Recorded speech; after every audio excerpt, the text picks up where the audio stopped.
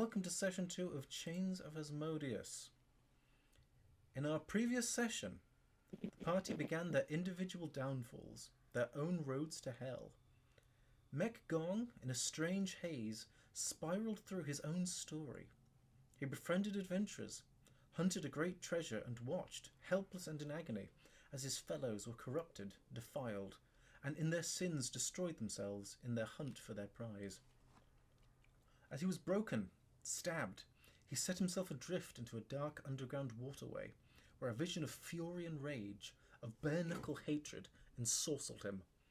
Fighting through the hellish scape, he found dry land, and the vision broke, only to be replaced by a hellish reality. The same being that had haunted Mek had claimed the souls of his companions, and began to steal his own. Just before its work was done, a surge of fluorescent grey light hurled into the being, and it slithered away into nothing. A strange figure appeared, and brought Mek to safety. Ella Blightbearer returned to her childhood torments, the temple where she was bound to a holy duty of absorbing the diseases and suffering of others, in an attempt to find her parents. The streets of Baldur's Gate were hectic with the plague, foul, overbearing, something new and vile. As she stumbled to her destination, a terrifying vision appeared, of porcelain white-faced beings, all led by a crazed preacher, condemning Ella's insipid soul. She fled to find her vision ended. When she arrived to the temple of her youth, it was altered, their doctrines inverted, now seeming to relish in sickness rather than to cure it. Ella's matron, rejuvenated by some foul magic, set Ella's deformed, twisted parents upon her, and just before her life was crushed, a strange figure appeared, offering safety. Toric was recalled to one final accursed command by his king, to slay the man's corrupted son. Swinging his halberd into the wretch, he found the prince and king had their images reversed, and he had slain the man he was once sworn to. Powerless to kill the prince despite his hacks and slashes, Toric was dragged from the castle he was raised in, only to find an even darker scene. His lover's horse, blood-drenched, raced him towards the stables where his companions were residing, and Toric found them slaughtered by resplendent angels. He could not give them what they wanted, information about a meaningless goblin, and before they sent him to join his fellows, a strange figure appeared, offering safety. Okay, that was tiring on the mouth, I must say so. I'm not making it easy on myself. I'm really not. Okay then. Mek. You awake. At least you think you do. Looking around, touching your hands to your hands, you feel an emptiness, a disassociation new to you. Are these your eyes? Are these your fingers? Who are you? As you wake up from... all around you appears to be sort of smooth, pale stone, very old but precisely clean. You're laying on this old, worn but quite comfortable cot. You just wake up. Cash, you're muted in case you don't know. That's on me. I went to go cough. Waking up with all the memories and everything, do I still feel that sharp pain in the side or anything, any remnant of it? You are utterly free of pain. I get up from the cot and is there an entrance to this room? This is kind of like a pale stone surroundings, you said.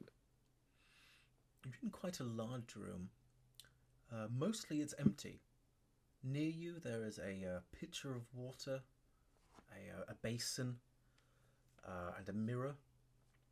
Out into the distance, sort of the end of the room is dimly lit. In the distance of the room you see a wooden door. Looks to be like a monastery cell. Sort of little... you can see sort of steel bars in a window in the door. Seeming to keep me in. You honestly don't know? I think Mek just is gonna look around the room, kind of get a hold of himself, and mainly check to see if he has all of his stuff, his weapons, his instruments, his clothes, and most importantly, his book. As you look around, you're wearing the clothes you were wearing before. there's sort of where you were stabbed. There is now sort of patched together fabric. It's sort of you can't even see a seam. You find everything that you think you would find there, but all of it doesn't quite feel like yours. It feels like it belongs to someone called Mek Gong, but you just feel strangely sort of not there. Yeah. I'm gonna head to that door with the little opening. You said there's like a little window to look through? There's an opening with steel bars across it. Yes. Just gonna peer out it and yell out, "Hello?" You hear the faintest echo of your own voice bouncing back to you. You hear nothing else. I'm gonna try to open this door. The door opens. A light creak as this old, dark stained wood opens up, and in front of you is a long, dark corridor. I head down it without any light or anything and try to be a little careful. I don't know what's going on here, but I just tread carefully down the dark hallway. Everywhere you go, there is a sort of it's enough light to see. There's this dim fluorescence, this dim grey fluorescence. And as you walk down the corridor, Ella, you awake. Yeah.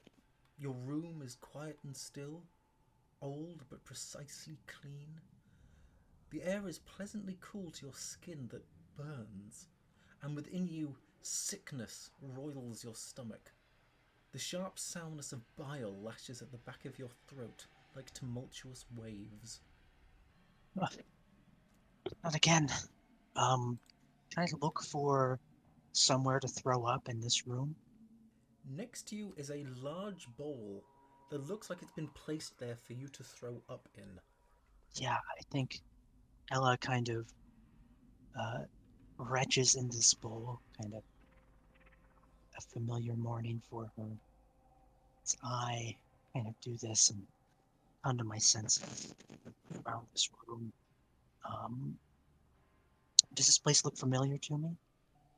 As you just vomit and you expect to vomit, you vomit considerably more than you expected. It sort of catches the bottom of your stomach. You start to retch and heave uncontrollably, sort of mouths latching open, your body straining as you just keep expelling this vileness, this swamp of grey-green mucus veined with black. These black veins that seemed about to pulsate at any moment. As you sort of pause and breathe. Around you, you do not recognize where you are. Ella kind of looks at this disgusting black vial. I thought such things. Hello? Is anyone here? She kind of calls out for anyone. And apart from the faint echo of your own voice, you just hear the vomit sort of still sloshing against the sides of the bowl. She's going to kind of strange stand up and just look for any way out of this room, a window or a door. I'm just going to Elle's going to strain to kind of pull herself up, feeling kind of weak at the moment, and just going to look around for any sort of clue here, any sort of thing that would tell me where she is, like any possessions in the room or anything sort of that way, if that makes sense. Or is this room just kind of barren?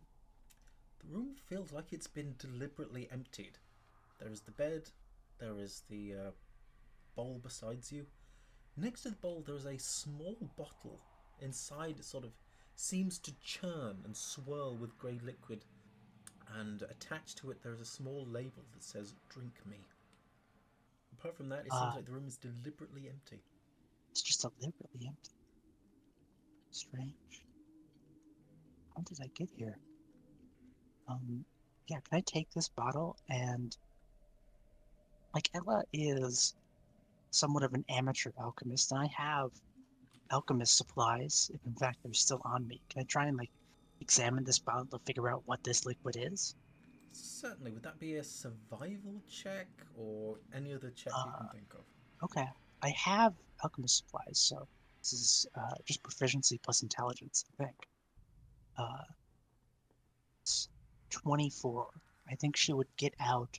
She'd like see this strange kind of bottle, and she would get out various kind of measuring equipments and everything like that that she uses to make various medicines when necessary. And I think she would start kind of just professionally like examining this kind of liquid. This is a healing potion. You can detect with your alchemy. Healing would heal disease, would heal sickness, would heal the blind, would heal the deaf. It would heal you too.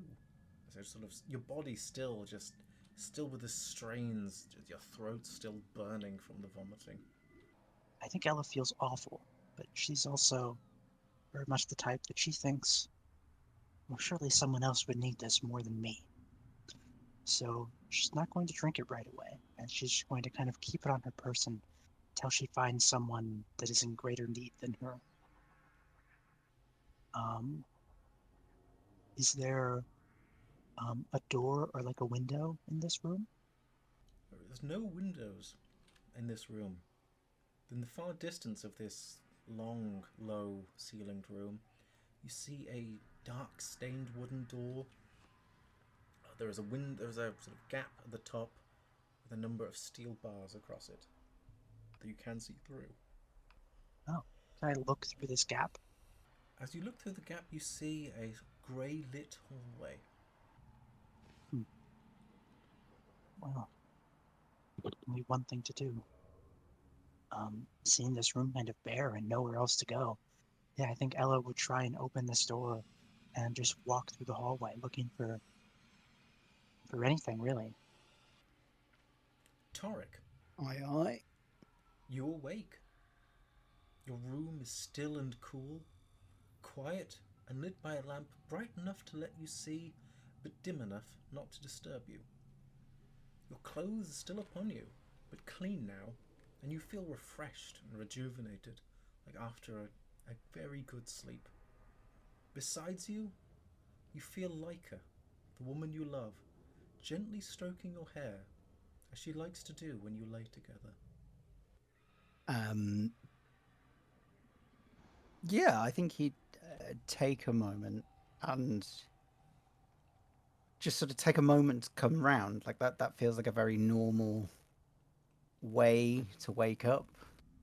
But then kind of the memories coming back of this horrible day that he faced, endless sort of challenges that he wasn't used to facing. And after a while, I think he'd sort of look over at Leica and just say, I had the most terrible nightmare last night. It felt so real. I thought I'd lost you. As you turn around to see her, there is nothing there. Except lying on the bed, you see a small symbol, a little pendant that she used to wear. So, it's real. Is she's gone? I take it. He's gonna look round and like, is there anyone here in this room? You still almost feel the velvety softness of her skin. You can almost feel her fingers still stroking your hair. As you turn around, the room is empty and cool. Yeah, I think he'd pick up the symbol, sort of clutch it for a moment, stow it in some sort of pocket somewhere about his person, keep it close, and then just sort of get up and take sort of orientation of where he is. You know, he's a man with a strong military background, as well as training of, you know, looking out for danger. Just sort of take stock of where the walls are, where the exits are, make sure he's got his provisions on him, that kind of thing. You have everything you had. You see it sort of very neatly placed in your bag, like someone has taken everything out and put it all back in. Everything is there. The scroll that summoned you to your task, all of the sort of useful accoutrements that a military man would use. Everything is there inside a bag that appears to have been sort of swiped clean, sort of almost shining. Fair enough. And he remembers taking some significant wounds at the hands of the angelic figures he encountered. I take it he's sort of got a memory of that, but I mean, you said he awakens feeling fresh, so that there's no lasting damage, or... You can feel nothing. Near to you is a mirror, which you could use to check. Yeah, I think he'd take a look at himself in the mirror. You see no evidence of combat. You just see your old familiar face staring back at you. In which case, I think he would sort of slowly make his way for the door of the room, and sort of probably quite a brisk stride across the room, quite a tall man, and just sort of lean his head out, looking for anyone that's there. As you Hello? I don't know who rescued me, but are you there? Mek and Ella, the two of you hear this voice as you're all walking down your own hallways. Hello? Hello? Hello, Yeah, I say, others here. are you the one that rescued me yesterday? Were it you? No, I think I died. Maybe. Oh no, I hope we're not dead. Is this heaven? I was expecting more the other end of the scale myself. I'm hoping that wherever they've gone, my friends are the ones that have gone that way. Can I search around for these voices? Can I try and find actually where they're coming from? They are coming from down the hallway in front of you. Hold on. And I think Ella would just start jogging down the hallway, trying to find anyone else. You come to where a number think, of hallways meet, and it is at the top of a circular stone staircase. Mek. I think just from one of the hallways you'd see at this point a couple globules of light, kind of bluish and purple, kind of come shining down Mek's side. I swear I'm friendly. I'm not really sure what happened last night. Right. Can you step into the light? I can't quite make you out. I think Toric would definitely be approaching as well, but probably quite slowly, and halberd strapped to the back, but definitely a hand on a long sword at his side. Oliver, you mentioned that the corridor was quite dimly lit, with only a faint grey haze. It's light enough to see. It's light enough to see. Not so light it disturbs you. That's fine. I don't know about my companions, but I know for me that seeing in the dark is a skill that is lacking. I do have dark vision, but I did take light just in case one of you guys are like that. Good. I very much rely on other senses when light is not an option. You can smell crime. It's always there, under the surface. But yeah, I will sort of step forward to whatever this circular stair top is. I think you would I'll- find, perhaps near or at the base of these stairs, kind of looking around frantically and a bit frightened, would be Ella, kind of this young, well, not super young, like mid-20s, gaunt woman that just looks sickly and pale. Hello, I think coming out of... Oh, sorry. But, you see, kind of like Mr. Burns irradiated coming out of the woods, a glowing figure, now that he senses the voices aren't dangerous. He's cast light on himself, so his entire 6 foot, 5 frame is just glowing out of this dimly lit hallway. And comes and meets Ella in the center. And Toric if he's there. Yeah, so Toric will step forward, who, yeah, I mean, he's like 7'3", so he's quite a tall guy. Sort of armored chest plate, but you can see kind of bare abs underneath, with this sort of pale limestoney, sort of greyish skin. Yeah, quite muscular sort of build.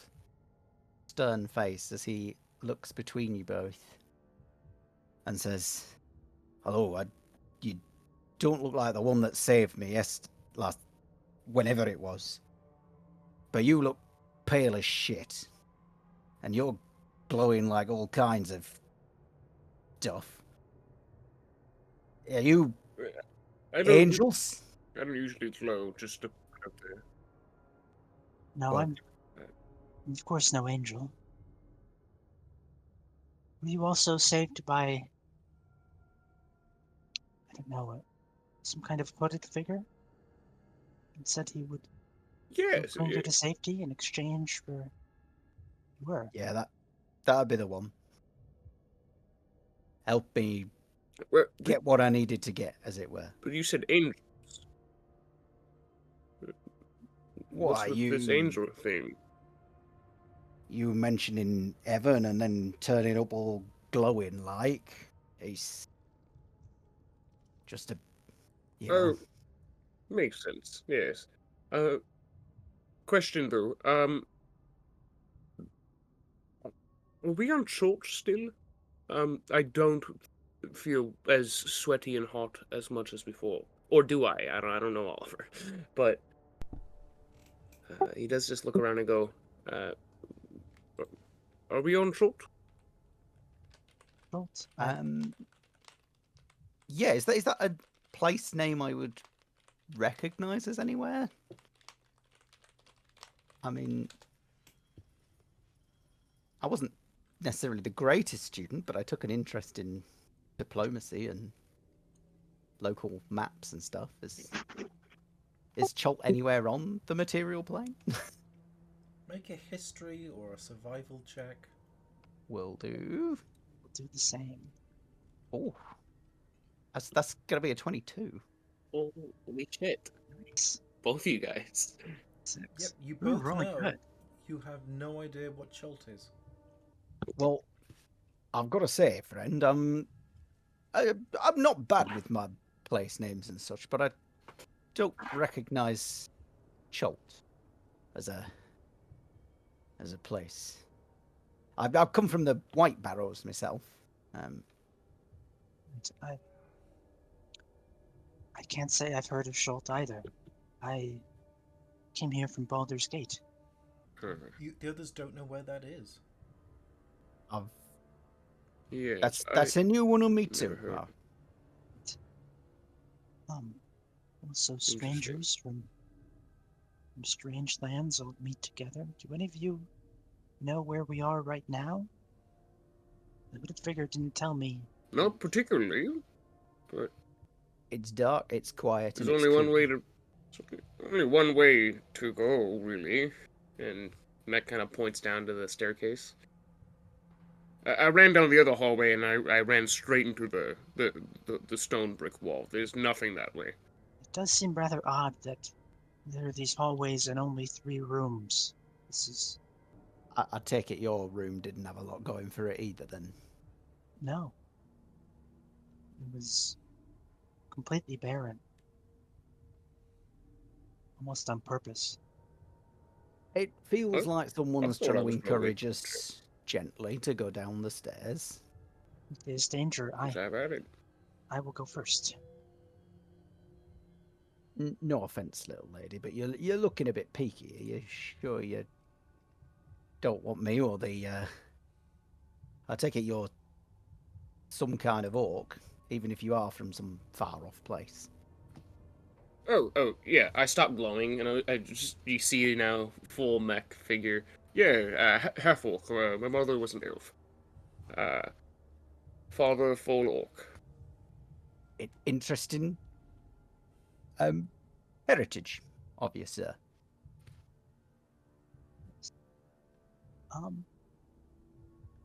Question, Cash. Would there be, because you have like a wound still kind of on you, right? Would you be showing any signs of like having this wound? Well, if I remember correctly, I think Oliver said that the pain had mostly gone when I woke up. Oh, okay. Sorry, I misunderstood that. Yeah. But yeah. I will reach out with the sword, place it in front of your path, Keck, and just sort of push my way to the top of the stairs to lead you both down. Look, my eyesight's not as good as yours might be, but, well, they'll have a job getting past me if they come up this way. Best be on our guard, as it Lead the were. way. It's all right. And I assume we are all making our way down whatever kind of staircase this is. Then we will spiral down the spiral staircase. Have anyone ever heard the song Spiral Staircase by the Kings of Leon? Yes. Probably. Good song. Okay. I'm not sure I could pick it out of a lineup, but I recognise the name. Spiral staircase, spiral staircase. So you could really dance to it. Exactly like you all don't. You are not dancing. As you descend these great stone steps, down, solidly, seeming to soak up any sound you make. The same fluorescent grey light surrounding you. Eventually, you reach the bottom of the staircase, and you see this. Ooh. You can sort of put yourselves wherever. Here would be a good place to go. At the Sorry, I bottom was of a the little zoomed in. spiral staircase, I guess. Did someone say spiral staircase? Spiral staircase. It's going to be the I theme won't. tune of this campaign. It will. I won't be saying either it have again. had deja vu of this moment, or you've done this gag before. The spiral staircase gag? No, just saying the spiral staircase. Maybe. Correct me if I'm wrong, but I'm guessing that Ezio Auditore of the Anonymous crew is the hooded stranger that saved us the other day. And he's a giant, fat, winged pig man behind him. You see Ezio Auditore? I got like 30 different AI. Like, we had 30 different takes, and this was the best one. It took me so long to get a hooded figure. It very much looks like you the might have Anonymous mask, shot but yourself in the cosplaying foot. as Assassin's Creed. You might have shot yourself in the foot by describing it as white there. AI might generate a lot of different hoods for that one. Oh no! I didn't get any of the clan hoods. I missed That's a good. trick there. That's good, because that would have given me a different It does vibe from surprise this me. guy. Oh You god! saved Imagine- a member of the Ku Klux Klan. Imagine, yeah, Oliver describes this hooded figure, and next session it's revealed to be. Howdy, y'all, I'm the Grand Wizard. It's Grand That's Wizard. what he just The opened. hood was pointed all along. I guess we really are in hell. Oh Yeah. god, Yeah, what would he you didn't do? say, he didn't save us. Like the Grand I'd- Cyclops of the Ku Klux Klan saves your life. Do you thank him? No!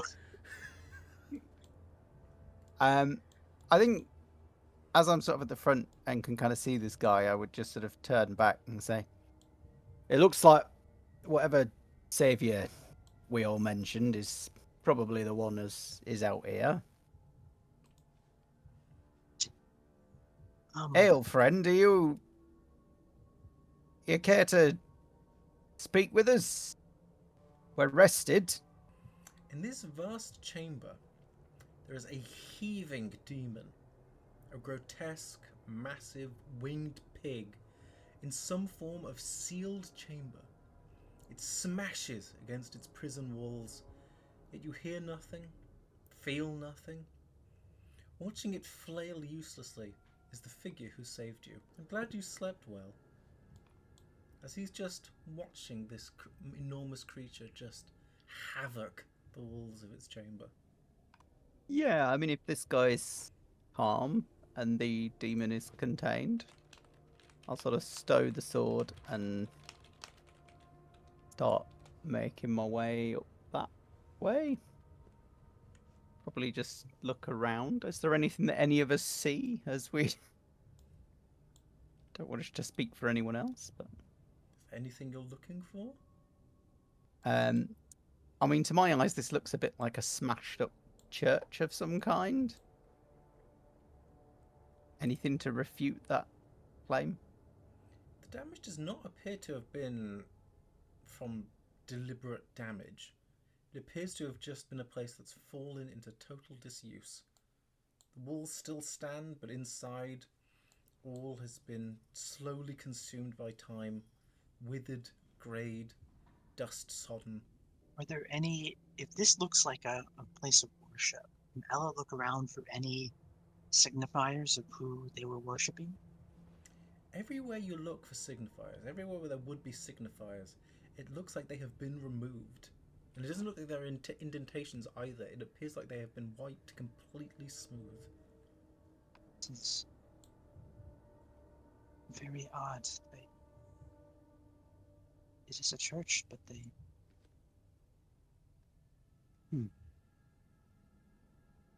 have erased all their gods. Guessing we can quite happily just walk up towards the sky.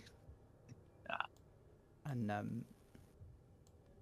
I mean, I would go slow enough that if anyone wants to take the lead in front of me, there is a deliberate opportunity to do so. But not so slow as to force the issue. As we slowly walk up, I think Mek's just gonna kind of like elbow Ella a little bit and go, "The name's Mek, by the way. Just want to let you know in case we end up dying here. And this guy seems a little confident." By Ilmater, no. I won't let you die. I'm Ella, by the way. If I hear you saying that, I'll just go, "So Toric, just Toric. Toric. Pleasure." Toric it is. He just gestures with his hand, kind of like take the lead as he takes kind of leaves a good distance just in case. Right. So I think Ella would, hearing you take the lead, step in front of you, but deliberately stay behind Toric, who also said he wanted to take the lead. So as we're kind of walking, I think Ella would be doing this awkward thing where she's like trying to stay in the middle of you two. Oh, I'm staying back. Yeah, I'm letting Toric go ahead. Stranger, sir, mister, you saved, well, at least my skin yesterday, if it was yesterday, and, I would care to ask you for an explanation of where we find ourselves.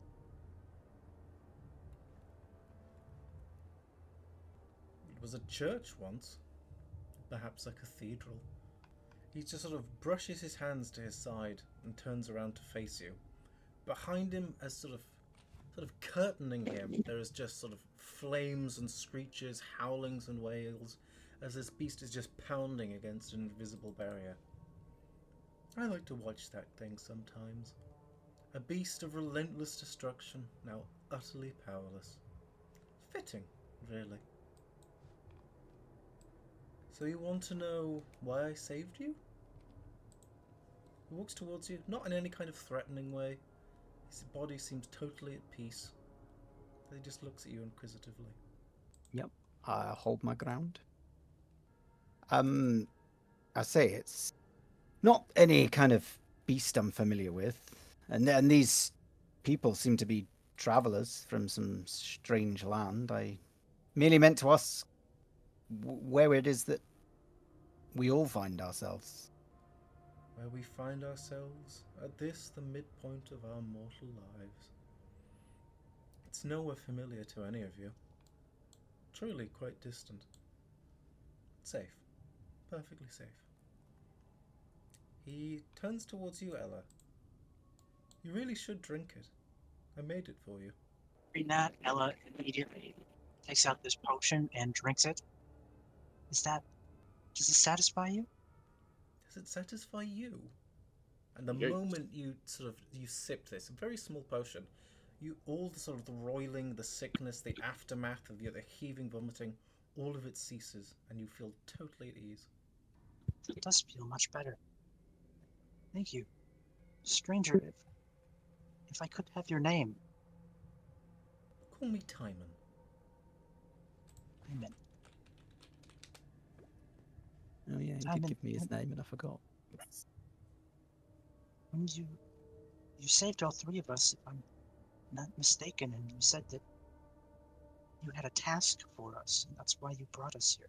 What would be that task that we owe it to you to complete? What would you have us do? You owe me nothing, truly. I must say my motivations were not entirely pure in rescuing any of you. And in truth, I didn't quite rescue all of you. I wouldn't say I have a request. I have an offer, if you would be so kind as to consider it. Of course. Anything. In truth, I must say that I picked you three for a reason. I didn't think you'd have much left to lose. Sorry, yeah, how Mek, how are Really? you feeling about this? I'm like a step back, kind of sitting on the broken pew, just observing you two kind of take the lead. And at the comment of we have the most loot, is like pushes up on his knees and goes, "Well, you're right there. What is it? What you got?" Sorry, what were you reacting to? To the moment where he says we have nothing to lose, Mek just kind of goes, "You're right with that." And what do you got? A doomed proposition, in truth. Fitting, because truly we are quite doomed. Each in our own wretched way. I think Toric is definitely like he's used to this kind of courtly speaking in riddles and taking you time to get where you're going, but he's also quite an impatient man at the best of times.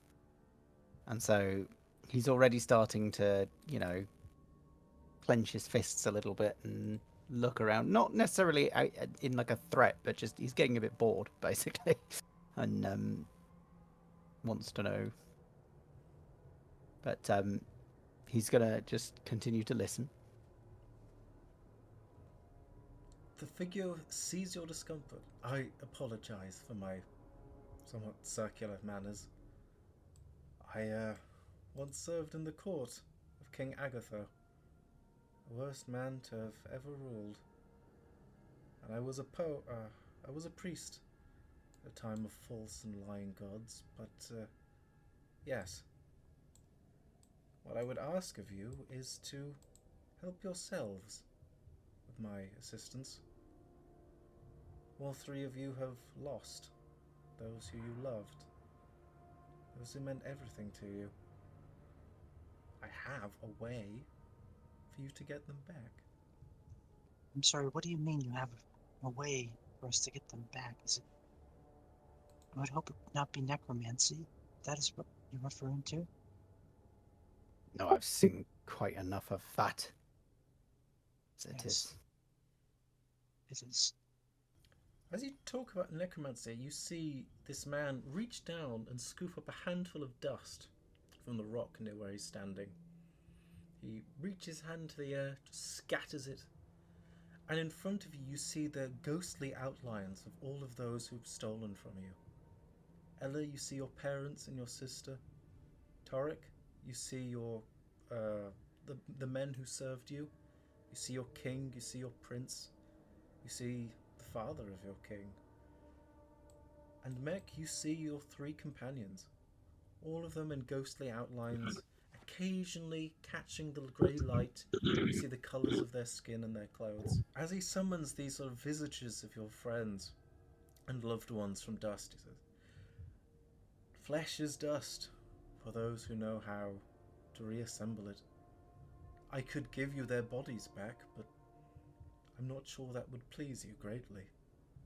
I mean their true selves, their souls, that which was stolen." Yeah, I don't know about the others, but for Torrid, like this guy, when he rescued me, my companions were there, but people like my young friend the prince and his father the king, like they weren't there. So I think Toric would immediately sort of look at this guy and say, "How do you know of these people? They weren't there when you saved me. How long have you been watching my life?"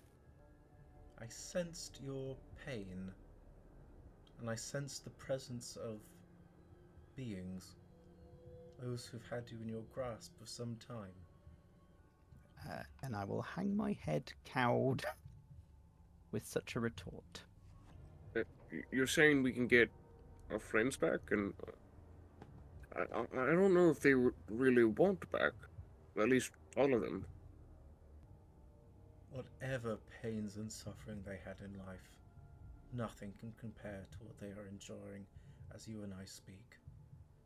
I think it is perhaps wrong to seek to bring back the dead. They are surely now staying at Ilmater's side under his watchful gaze. I cannot see why you would want to bring them back. For those who have gods to save them, their souls are... He turns, sort of face the ceiling of the cathedral. They are taken above, to a place of peace and rest, rewarded for a life well lived. Yet only one amongst those Then who why loved. is she here? I point to Ella, or Bella. I would keep Ella, yeah. And point to her and go, why is she here then? Whoever Ilmater is, sounds important. Sorry, I didn't quite catch the meaning of that sentence. You say that the people who worship gods go to above, and so Mek is just pointing out to the cleric in the party, why is this one who worships here then? She's still alive. Oh. The fate that lays on the other side of death. For those who have gods to save them, they are saved. For everyone else, they go to a different place. A worse place. Death for death. Blood for blood. That's what he said. Cowan spoke of this. He trusted me to be the one who had to do what needed to be done. And maybe this is what he meant. I couldn't do what it was he asked of me, so maybe I can bring those as didn't have died back from beyond. If that's what you're offering, Timon. I'm offering you a chance. Nothing certain. All those you love are currently being punished according to the sins of their lives. Whatever they did, whatever was predominant in the darkness of their hearts. Now they have their own individual dungeon, where the wrongs they dealt in life are dealt to them again and again and again. Your Cowan you speak of, he too suffers.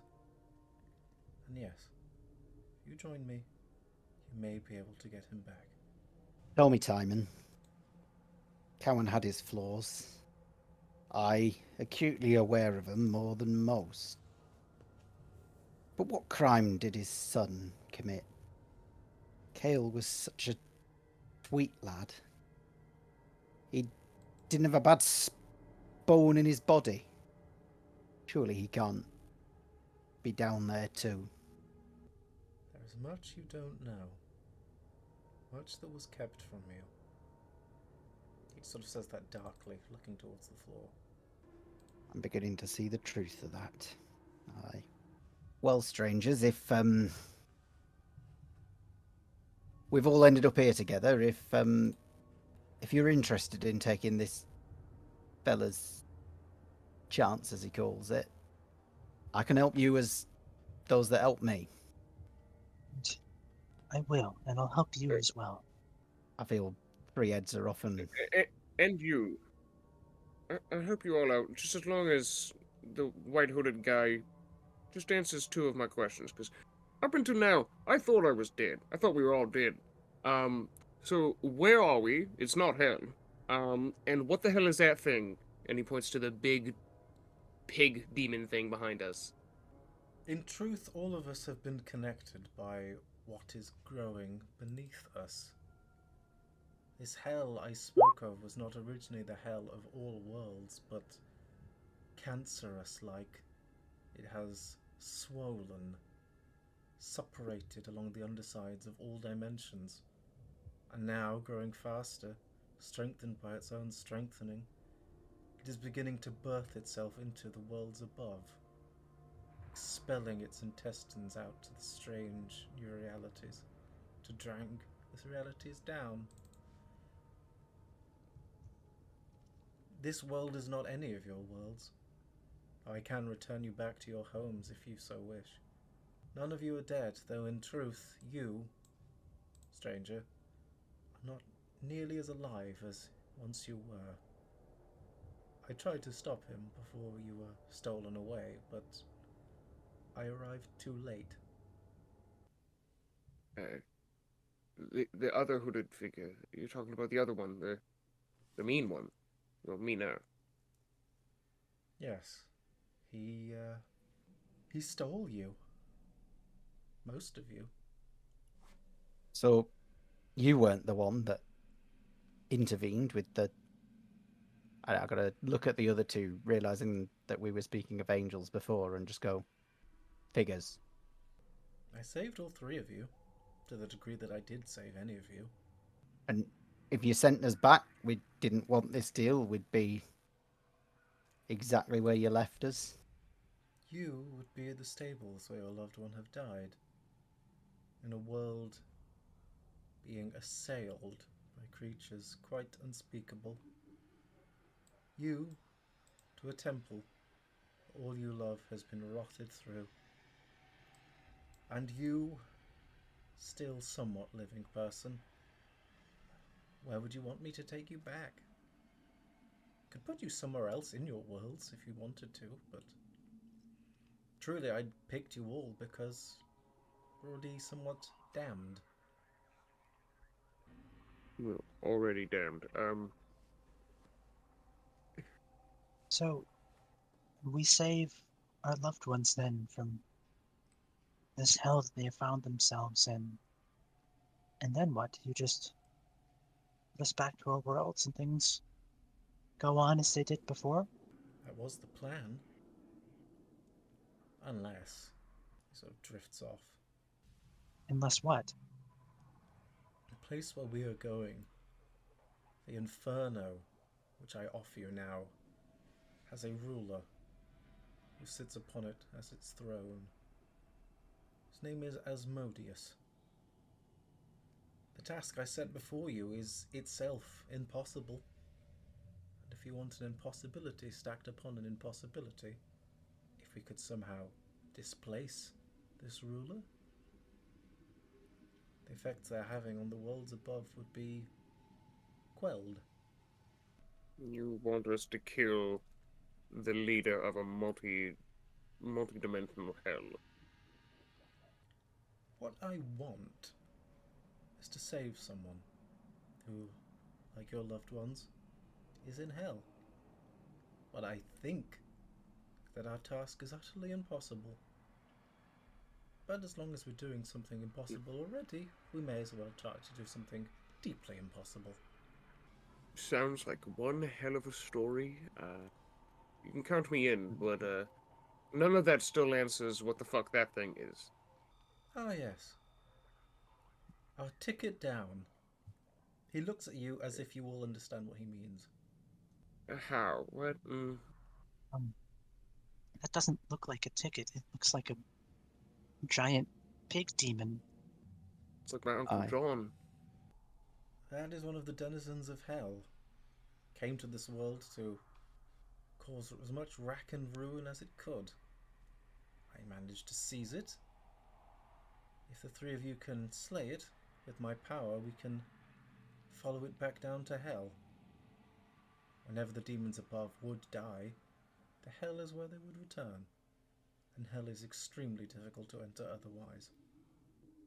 Well, finally, you're speaking plainly in a language I can understand.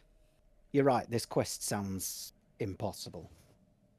And until I've discovered more, I've got no idea whether I want to overthrow some king of the whatever plane this is and take his place or grant it to you.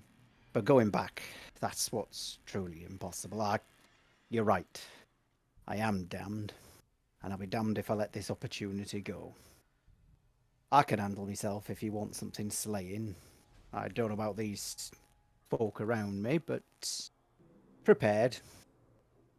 I'm sure it could be done. I killed a zombie dinosaur once.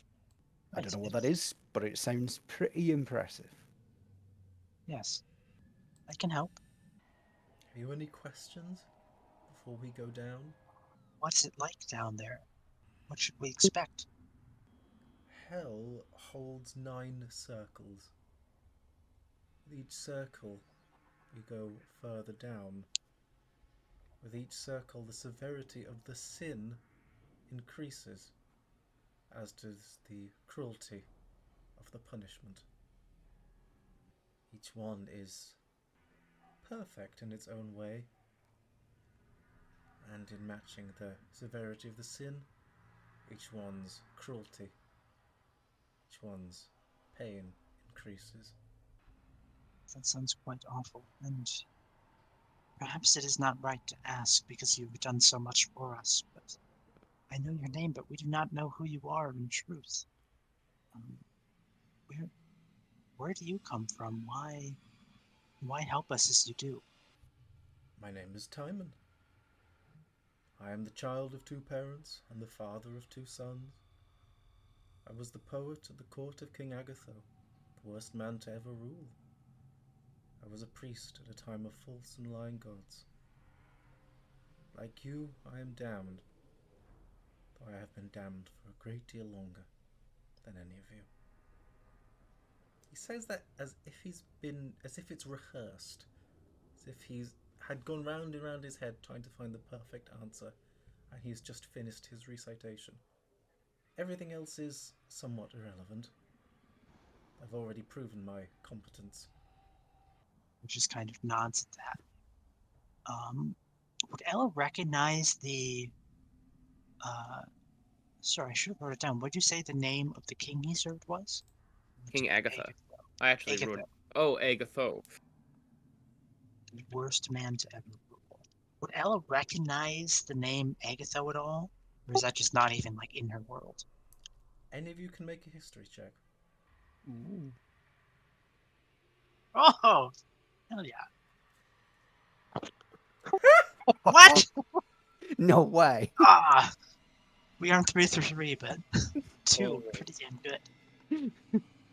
Mek Gong, you mishear that as King Agatha. Never heard of King Agatha. Ella and Toric, both of you, just sort of in your times, through your adventures, you've come to sort of grimoires, books of sort of strange eldritch places, sort of that speak of mysterious other worlds, and occasionally you've heard stories just in like the footnotes of these vast volumes, minutely written, of this King Agatho, a figure of legend, a figure of impossible sadism and cruelty, a man whose the destruction of his own kingdom was legendary, rumoured that he even devoured his own people. He led the kingdom to ruin, and his name was cursed throughout all time. Nice. I know exactly whose books I've been reading. But yeah. Yeah, I don't think I'd feel the need to share that, though. I think I'd just pocket that knowledge. This guy's fairly simple. Like, he's been told, if you want a chance to redeem yourself and those you love, kill that demon.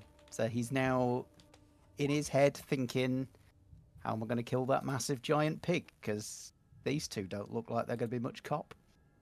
Wait, hold on. But to be Ready? fair, I mean, I suppose Ella's got a shield and weapons, so she kind of looks... Oh no, I think Ella would probably I got a look big like... old rapier. Yeah. No, that's fair. So that's a fair point. So you've got a rapier, have you, Mek? And a pike. Visibly. And a pike. Okay. Man with two weapons knows what he's doing. Yes, for balance, I mean, Toric's got a halberd strapped to his back, a long sword strapped to his waist, and probably a pair of daggers on sort of a like a bracer or something across his chest. Not a bracer, like a strap, but you know what I mean. Oh yeah. What kind of armor are you wearing? So it's metallic, but it does definitely prioritize the vital organs of the chest and shoulders. Probably a little bit of metal plating on like the legs, but generally it's kind of quite top heavy. A lot of the midriff is left exposed and lightly armored. Wait, it's like a crop top armor? It's like crop top armor, yeah. For those people who don't care about their stomach but are quite happy to protect the heart. He likes the mobility that it affords him. I think as we're all like just getting like set up, pulling out weapons and everything, right before combat starts, Mek is just gonna cast heroism at 2nd level on the both of you. Ooh, I'm going to cast Bless, just as a 1st level spell on all of us also. Concentrating on that. So let's get that down. I can provide you with any basic equipment. I don't know how I got that wrong. I know the cat's here. I can provide you with any basic equipment you may be missing, but time is somewhat of the essence. In hell, time moves a great deal faster than everywhere else. And as we sit here talking, those you love are suffering a great deal over a great amount of time. Oh. Then let's get on it. Right, yes, let's kill this thing. I think Ella would go around to cast this bless. She just drinks she just takes out like a vial of holy water and just like flicks it on you. Oh. Be blessed by Ilmater. Take his blessing. You're flicking water on me. Yeah, I think I'll just raise an eyebrow at you. Concerned. As I heft it's magic, don't worry. Heft a halberd off my back and take up a sort of stance, holding it. And I think Mek just starts a deep battle chant as a kind of like spectral dust starts flowing in like lines from each of us, or connecting Mek to the both of you. Mark that you ready yourselves, friends. I trust you all the best of luck as he walks to one side and begins to prepare a spell. Tell me when you're ready. Oh, we're ready. As you say you're ready, the great beast is freed and begins to howl and march towards you. So this great beast, clearly sort of angered and enraged by being imprisoned for so long, suddenly finds itself free. Mek Gong, what do you do? I think Mek is going to... I'm going to start things off by... I'm going to... I started out with a battle song, a battle hum that kind of picks up some of the dust in the air and sort of makes it glow. And kind of starting out a bit of a song with a huge clap that sends like a sonic blast across to... where did it go? The demon, and I cast Shatter on the other side of it, kind of like dropping the beat at the start of the song with the big clap. And it's a DC 15 saving throw for. All of this is going to me, and I don't know why. He has magic resistance and then rolled 2 natural ones. Oh, nice. You Holy should, fuck. yeah.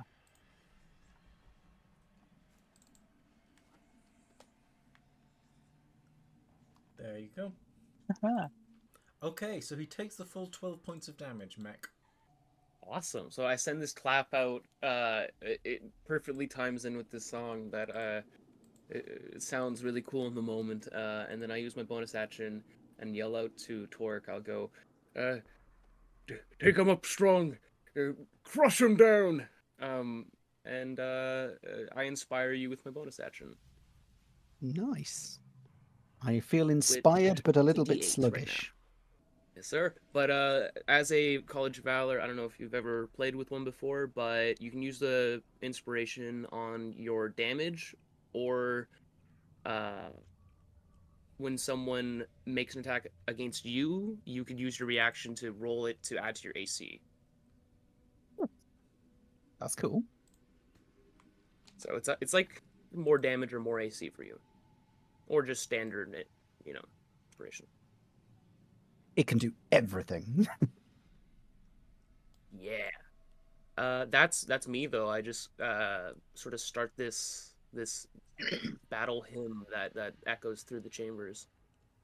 This great beast sort of moves its haunches behind itself and hurls itself forwards 5, 10, 15, 20, 25 feet. Horror Nimbus. Each creature within 15 feet of an Alfashni must make a DC 15 Wisdom saving throw or be frightened for 1 minute. Oh no! They both have hero wisdom, so they are immune to being frightened right now. Oh, That is very And helpful. you both get 4 temporary hit points as well. Start your turns. nice. Oh, at the start of our turns. Every start of your turn. So if it goes down a little bit and you get your turn again, it recharges. I'm happy to roll to see whether it was your magic that saved me, or my own brain. I think, Mek, you're the only one who has to roll if you can be frightened. I believe I can. It Add was a D4 to that. absolutely Mek's wisdom, Mek's spell that saved me. So, Mek, you are now frightened of this hideous porker. That looks good for frightened. For 1 minute. Sort of senses something strange. The two of you were not affected by it. It turns towards you, Mek. Look of fury and rage. It is moved outside of your attack range, Ella, so you can attack it. Okay, and I have Warcaster. So instead of taking out her mace, I think Ella just places her hand on this demon, and just acid kind of seeps out of the pores of her bare hand into this demon. Has to make a dex saving throw. It fails. It fails. It takes 2d6. 2d6. Thank you. It's acid, 6 acid damage, and I don't know why it says spell DC 11. That should be 15. For future reference. I shall reference that in the future. This creature will attempt to bite you, Mek. Does it have advantage? Nope. Then it misses. It swings, and almost in time with the beat, you dodge as its jaws snap shut. Jaws that would have crushed a watermelon to pulp. You can smell its hoary breath, and it will rake at you twice with its claws. 17 will hit, and a natural 20 will 100% hit. That is 17. That is 29. That is 40 points of damage. As you just deep down, scraping at your ribs, you feel its claws dig into you. I basically have to roll 17, have a 10, and then that is 23, have to...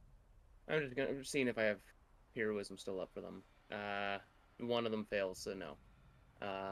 Heroism drops, and so does Mek to... do you want us to share hit points between each other, or keep that a little secret? I'd keep it a Maybe secret. maybe just tell each other when we're like, bloodied. So like below, you know how like you can Very see when bloody. like opponent is looking weak. Yeah, I'm doing okay, or OEK. You know, in the Korean looking War, really bad. In the Korean War, an American general asked a British general how he was doing. The British general said, well, things are looking a bit sticky here. So the American general did not help him. Meanwhile, like, all of his men were about to die. So British understatement led to the death of many men. Oh. But Toric. Yeah. So I mean, I've sort of like, as this beast was walking towards me, sort of feeling the instinctive kind of temptation to back away, this natural sort of fear, sort of bolstered away by the music that Mek had been playing, this war chant, this hymn. And then it sort of turns aside, and I see it deal these, massive blows to the poor guy in front. And so I am gonna rush sort of around this creature. And I would like to reach out to Mek Gong and say, "You have this. Let this fiend not dishearten you, as I will cast protection from good and evil on Mek, which basically protects him from fey fiends and undead, along with various other things, and gives the creature disadvantage against attacking him, and also prevents him from being charmed, frightened, or possessed. If he's able to sort of repeat a saving throw or something, that will sort of help with that one. I mean, I haven't really got like a bonus action to, so I'm just gonna kind of try and make myself look intimidating in front of this thing, I guess. Do you want to roll intimidation as a bonus action? Oh no, I do have a bonus action I could do, actually. Having touched Mek, I'm going to cycle back around the other way. I didn't want to do it when I was too close. And I'm going to, feeling the impotence of being unable to take a swing, I'm going to let the rage and anger flow through me as I attempt to make myself swell up to the stature of this giant pig demon, as Toric will rage. Which will actually immediately cause, as you see, like embers and flame and darkness start to swirl around Toric, as this thing will take 2 fire damage, should such a thing be susceptible to. 2 fire. I'm not going to roll anything to prevent 2 damage. I mean, just Okay. have it. There you go. And that is the end of my turn. The room smells of bacon. Ella, it's your turn. Ella, seeing her friend burst into flames and Mek takes so much damage from this beast just going to rush over to him. It's 5, 15, 20, 25 to get over to Mek here and just kneel down upon him and place kind of both hands on your chest, Mek, and just say to you, your bones may fracture, but let not your will break, for Ilmater will carry you upon his shoulders. I'm going to cast Cure Wounds upon you. This is just going to be 4th level. That's how my spell slots work. So you regain 17, but you also regain another 6, and then another 4. So you regain 27 hit points as this healing light kind of touches you. And I think you probably feel your pain fade to somewhere else. And then that's my action. That's just going to be Ella's turn here as she kind of tries to kind of stand over you and kind of hold her shield to this demon here. So, Nice. I think I kind of feel my wounds close a little bit and kind of transfer to somebody else. I look to Ella. Thank you. And continue on the battle hymn. I use my bonus action. I go right back at you, and I'll inspire Ella back for my second bardic inspiration, and then I'm going to think I'm just gonna try to hit this bitch with my pike. So I'm gonna just go in and try to slam. Damn. Unless you have advantage, that will miss. You do add a d4 to that because of bless. Thank you. Don't think that's still gonna hit, but Oh no. It dodges out of the way. You see its globulous flesh just wobble and move as it just bounces away. And then I'm going to kind of circle around it and try to get to the more open space where I'm not pinned up against a wall. Wait, just wondering, how are you handling the frightened thing? I just remembered. I have The to perception say, will be a little good. I'm an idiot who is still getting used to exactly the mechanics of my own class. And I proceeded to rage immediately after casting a concentration spell, which knocks me out of my own concentration. But I'm willing to rule that as a little bit of getting used to myself. You were angry. Yeah, this is the first time you've played these characters. That's fine. So am I still frightened or no? Because No, the moment you had it cast on you, the moment you had it cast on you, you weren't frightened anymore. So yeah, you won't be frightened anymore. Okay, good to know. Then I just end my turn back there and continue on that song. Now kind of adding in a bit of like a small bongo type drum that hangs on his hip. Is Mek Gong canonically a one-man band? Is he covered in musical instruments?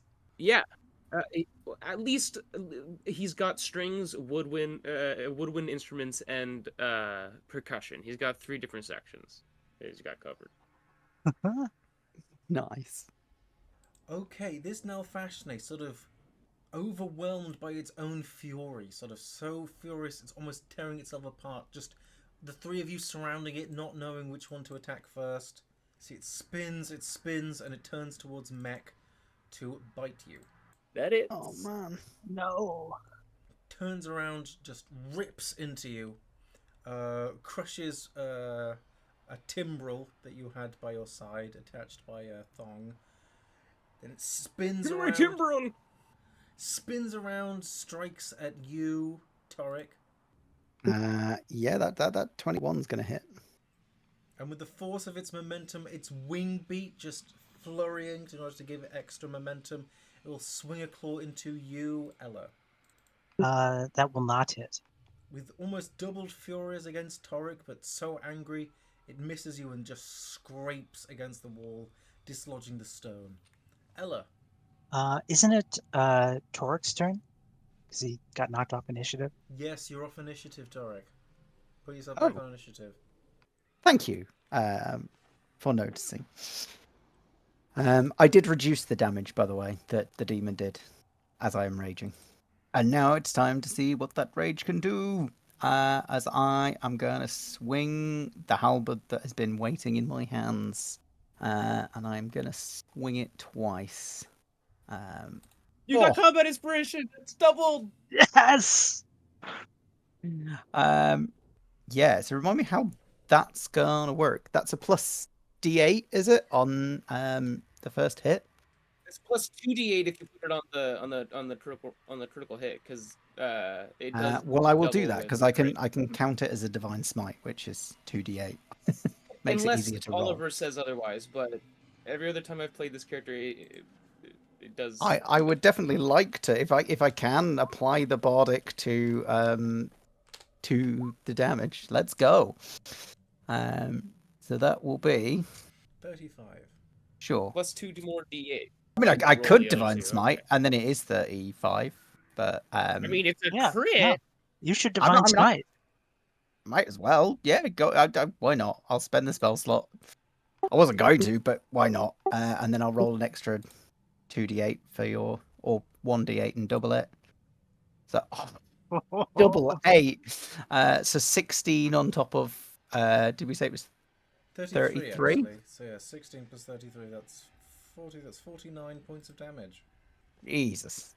As you see Toric swing this halberd, backed up by, I think Mek's taken quite a lot of hits, and I don't want to look like the person that is, basically not as proficient at taking hits as this orc.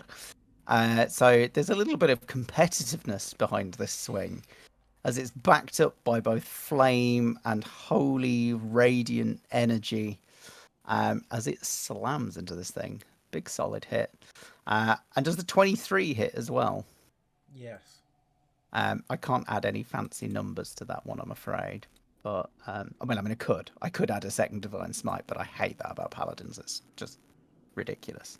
So that one will just be 16, as I roll max damage on the dice. As you just swing into this creature's halberd, you swing a halberd into this creature, it digs in and it goes deeper and deeper and deeper. It rips past the front layer of this creature's skin, its flesh, its muscle walls. As you pull back your halberd, there is just this gushing, this overflowing as its entrails begin to spool out onto the floor. Yeah. I mean, I've got no bonus action, but I do just want to shout out at this beast, "On me, demon! Come at it!" That's my goal. As you say that, just the hot gore and blood gushing from its midriff does begin to splash on you, though mostly on Ella, it must be said. Mostly on you, dear girl. As this kind of blood and gore just kind of splashes on Ella, she just kind of wipes it off. Right. And she's just going to place her hand upon this thing, just say, "Take my disease so that you may suffer," and just cast Bloodworm. So this is concentration, so I'm dropping the bless here. So you guys are no longer blessed, unfortunately. But you just see something kind of wither through Ella's skin and just latch into this demon and just start to crawl through its flesh. And I infect a creature I can see with a magical disease in form of a malignant parasite. Once per turn, when it's hit with a weapon attack, it takes an additional 4d6 necrotic damage. And then each time it takes this necrotic damage, it makes a save. Because this is a disease here, this thing is going to... Ella's kind of mutated this strain. So each time it fails a saving throw against this disease, its speed is reduced to 5. And then as this worm kind of crawls through it, this thing just starts to shake controllably, and it's going to drop whatever it's holding in his hands, which I think is nothing, but it shakes a lot. That would be when it fails the save, because it doesn't make the save when you cast the spell. It only makes the save when it's attacked. Yes. That first one I don't think would work for this particular disease, but I think the second one would. Yeah, so it drops whatever it's holding in its hands. It can just pick it up. But yeah, you just see it just as this huge worm crawls under its skin, just sliming and burrowing and weaving its way around its body. This creature is almost like its synapses are just firing, like it gets into its central nervous system. It just has this wretched palsy as its hands splutter uncontrollably. Mek, Aim for the worm. It's gonna be Ella's turn here. Being very low, very bloodied, banging on this bongo, I think Mek can't really hit the worm, but is going to carry on the message and just kind of sing "Hit the worm" as like a chorus as he continues on, and with that chorus bellowing out, he's going to cast Cure Wounds at we'll say 3rd level on himself. Oh, well, if you damage this thing, you'll regain hit points equal to the necrotic damage dealt. If that's something you Oh, want to do. didn't read that bit. Thank you. So I just sing a beautiful little ditty and leap up and then go to attack the guy. 17 to hit. Plus D4 in case, because I'm blessed, I You're believe. not Or is blessed this? anymore. Oh yeah, No, I that's had to right. drop My bad. concentration. So Yeah. just 17. A 17 will hit. You gotta hit that worm before your bridge is burned. It's a hit. So 4d6. Do you want to roll that, Zeno, or do you want me to? You can just roll it. I think that'd be easier. That is such a specific but cool spell. 30 points of damage and 17 points of healing to me. Nice. And then, because I don't really want to waste all my bardic inspiration, it's not waste, but I think you can still hit without it right now, and you got some smites at the moment. So I'm going to use my bonus action to instead top myself off a little bit with some healing word instead, and just send it off at 1st level. Alright, this thing fails Constitution saving And- throw. So That is me, as far as I know. As you can see this worm crawling through this creature's skin, it will turn towards you, Ella, with fury. uh-oh. A 13 hit. 13 will miss. It will swing its loathsome claws Holy shit. upon you. 27 will hit, Combat and AC. 17 will miss. Combat AC. What's- Use your inspiration. Oh, You can okay. raise your AC by a D8. 1d8. I don't know if that'll save you here. 2. Nope. That brings me up to 20. Not enough for 27.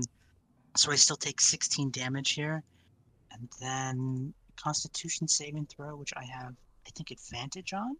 Yes. So, okay. I still maintain concentration on this spell. Okay, now we turn to the legendary character of Toric Rage Token. You've changed your surname.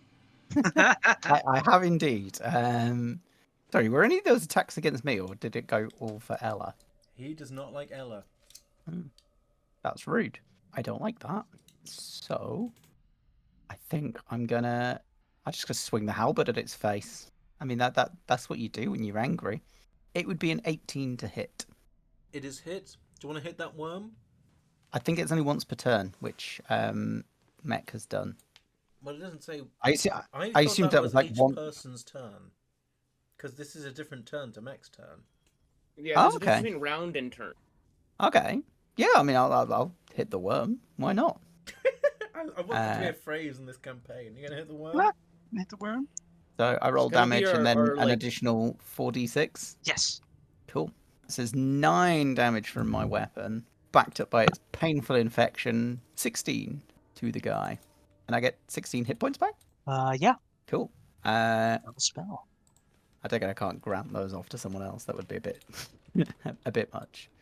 And then I'm gonna take a step to the side, like a little bonus action storm aura, as you see the flame around me swell and grow hotter, as this creature will take 2 fire damage.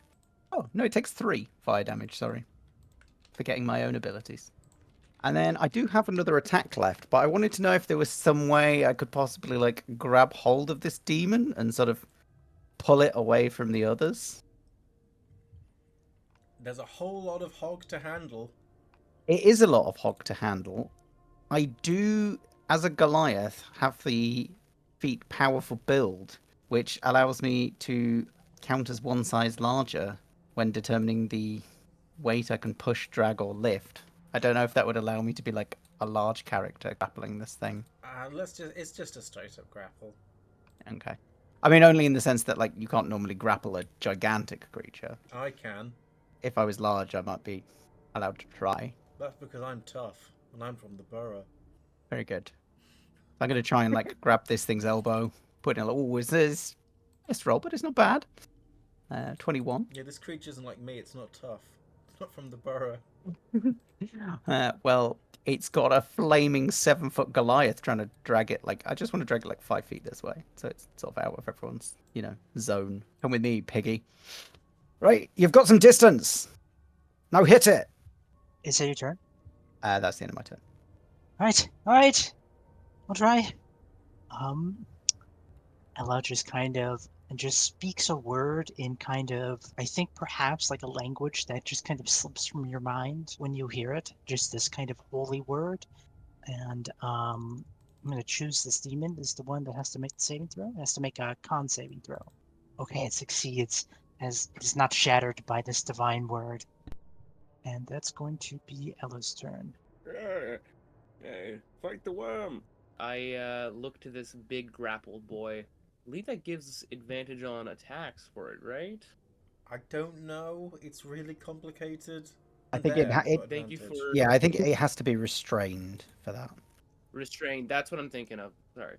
I can't do that. What did you say about Oliver? You can just stand there and you'll have advantage. And I will. I'll stand right there, and I will, in time with the song, slash out with my pike down at the big old demon. With advantage to see if I crit. I don't, but 24 is better than 19. It's a hit. Hey-cha! 12 points, and I aim for the worm. Is that worm still up? It's gone. And I gonna use my bonus action. Is Ella looking pretty hurt at all? She's not too badly hurt. Alrighty. Then I will save it in case anyone goes down. And send a bonus action out towards our fighter, Toric. I just yell out, Toric's the man! Like, he breaks voice, like, constantly. His singing voice is completely different from his speaking voice. It's quite jarring.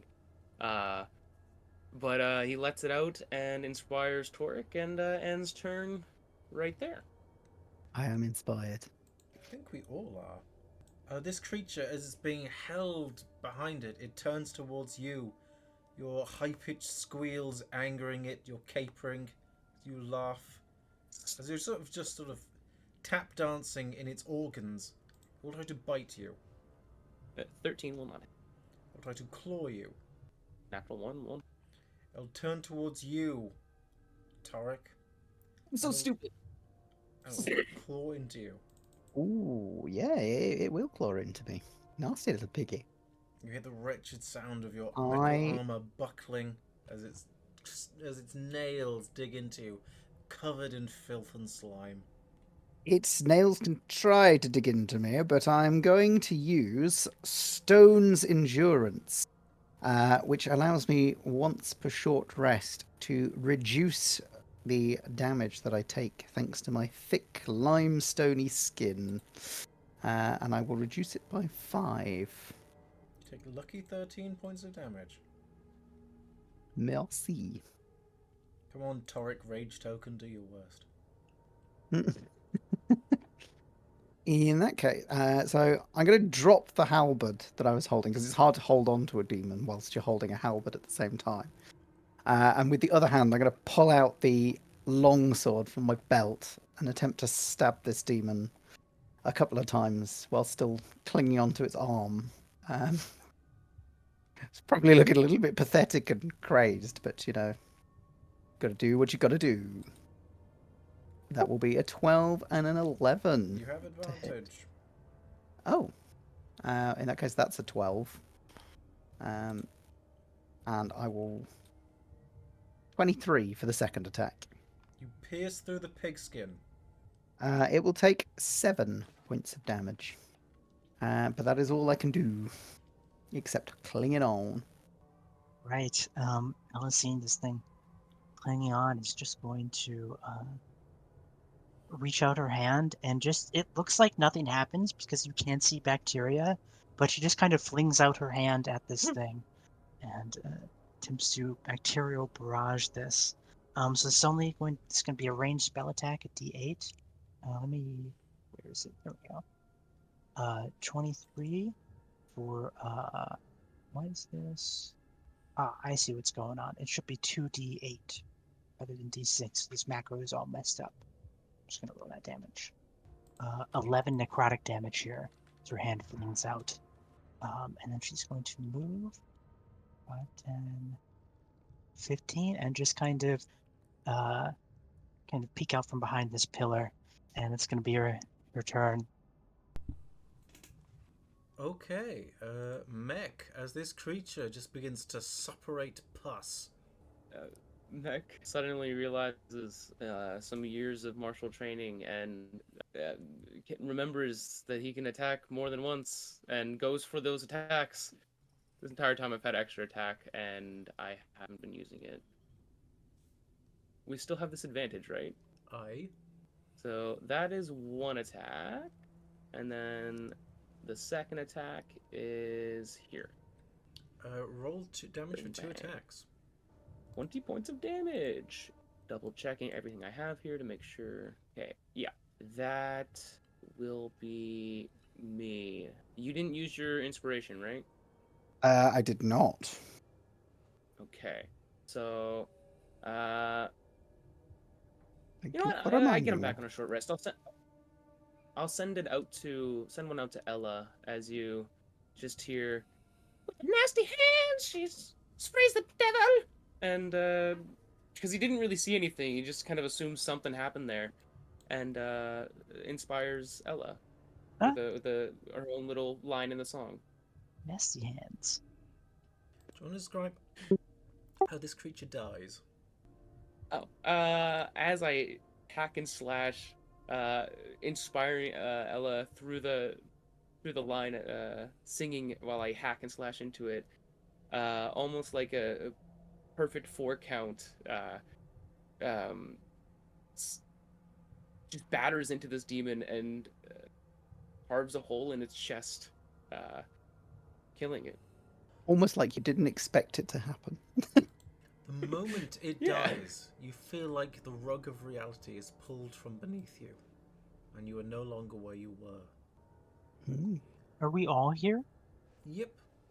Sliding through dimensions as simply as if you had walked through the door, where once you had stood in a stone church, now you stand on a gentle slope where the land enters the forest. Below you lies a great pale plain, each span of it almost as indistinguishable as the rest. Above you towers a great forest, and arching above that forest into the sky is a shining palace of white in the impossible far distance. You can all put yourselves like here. That is really cool. I'm immediately wanting to look down and see if my halberd that I dropped came with us. It came with you. Oh, thank goodness. I'm picking that up. Keep that safe. I just want to say, I love the idea of Mek being this guy that's carrying around a pike and a rapier, as well as at least 3 different kinds of instruments, all strung closely enough on his person to be accessible.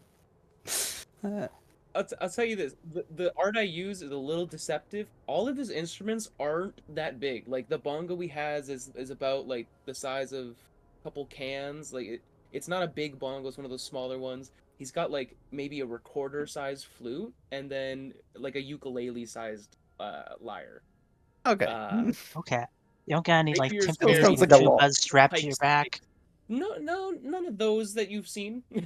But who knows? He's got a big backpack where you see, like, he stores the pike kind of in between the bag and his back, and yeah, the bongo's on his hip, and you can see, like, the tips of the instruments in the bag. How are you all? You all, any scratches, any bruises, anybody hurt? I'm not terribly hurt, but Toric looks practically unscathed, but you would see as we sort of arrive in this dimension, he sort of, as the fire around him starts to dwindle slightly and recede, he sort of clutches at his head, sort of wipes a bit of sweat from his brow, and then would sort of look round. And it's almost the first time you've seen this guy look anything other than sort of a little bit pissed off. As he sort of looks around and goes, "Oh, that was quite the fight, wasn't it? It was, you both know how to handle yourselves, as it turns out." You're too bad yourself. Yes. You're both I've had- incredible fighters. I've had quite a few years of practicing. You both look, thankfully, a wee bit younger, but yeah, you're not bad. Yeah, you definitely handle yourselves, like, but so, where are we? I assume we're in the hell that Timon spoke of. It's a good question. You mentioned like 9 different levels. Perhaps we should find someone to ask? I guess where the hell are we is probably the apt question then. Can I look around? So you said there's this forest kind of reaching out above us, and like above that, we can see a shining white palace.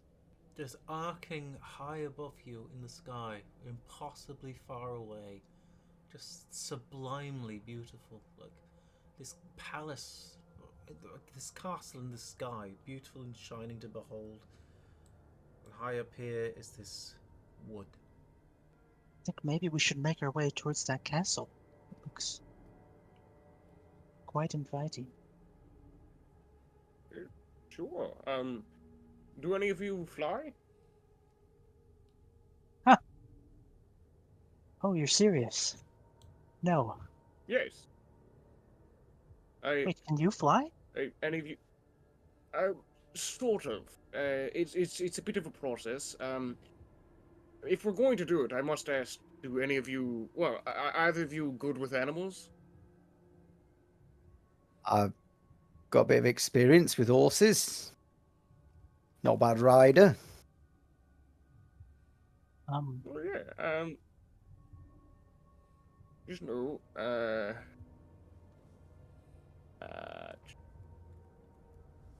Double checking everything here.